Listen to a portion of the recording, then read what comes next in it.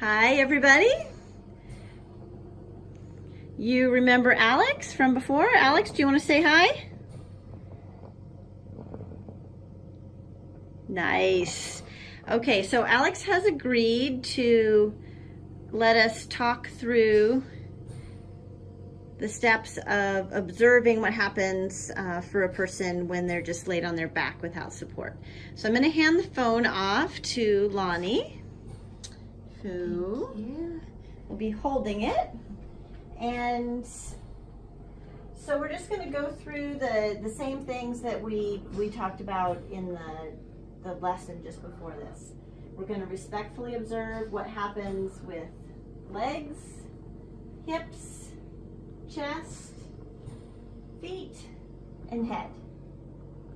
So we just laid Alex in bed here, and this is what happens for him when he's just laid on the bed without support. You can see that Alex's knees go to one side, one a little bit more than the other. So if we have a look at Alex's hips when he just lays on the bed. So one thing that happens for Alex when he just lays on the bed is he has his hip flexors, this muscle right here, is tight from sitting in his chair.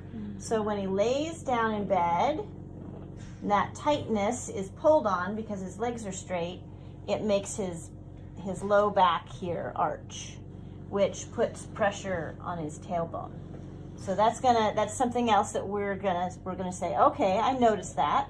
So I know that I'm gonna have to put some support under here to allow those hip flexors not to be so tight that they're pulling his low back up.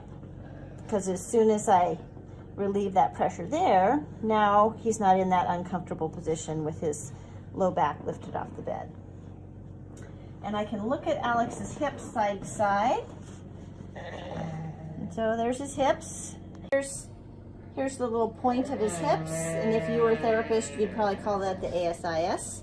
And if you're not, you'd just call it the point on your hip. So you can see that because Alex's knees go to the side, then that makes his hips, which means his whole pelvis is rotating to the side.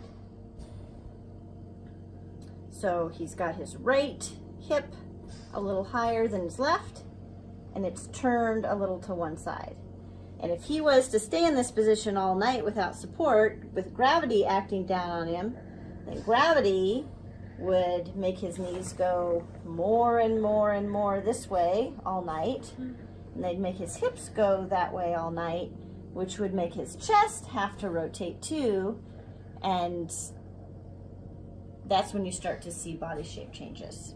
Okay, so we looked at knees, we looked at hips. Let's look at chest. Alex, can I pull your shirt up?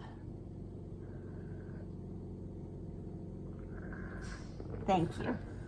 Okay. So Alex has a very handsome chest, of course. And one of the things that is really useful, if you can look at somebody's chest without their shirt, is you can see where the two parts of their chest come together. This is the xiphoid process. This is the spot you're always looking out for when you learn how to do CPR. So right here where the two sides come together, and if you're looking straight down, okay, ready? So if you look at Alex's chest, the landmarks are really helpful. So here's the center.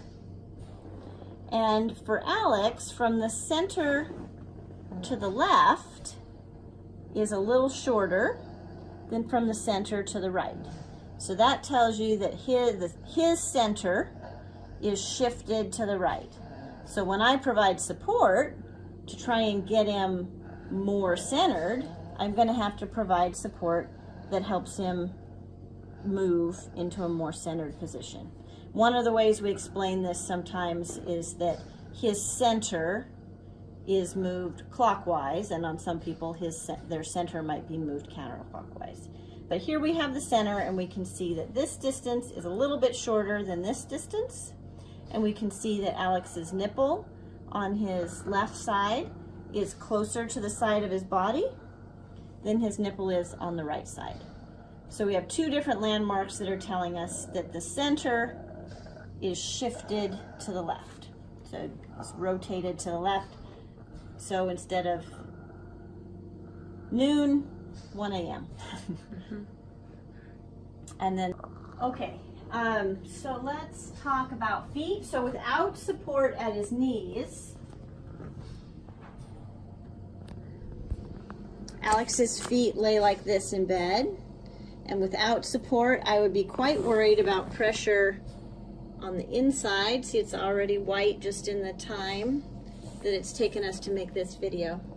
You see the spot on the inside of his heel, and it's fading now. But just in the time that we've been making this video, which is minutes, you can see that red spot right there from how he's been laying. And you can certainly imagine that if he was laying all night, that those would be problem areas, even though this is a great low air loss alternating pressure mattress. So that's Alex's feet. But the good news is, once we get his legs supported and his feet supported, I'm going to be able to float his heels, and we're not going to have any of those pressure areas.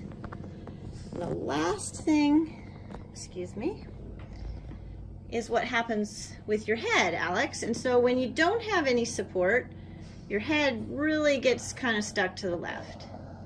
And you, once we get all the support around you, we'll see how your head ends up at the end. Okay? Thank you very much, Alex, for being my amazing movie star son that you are.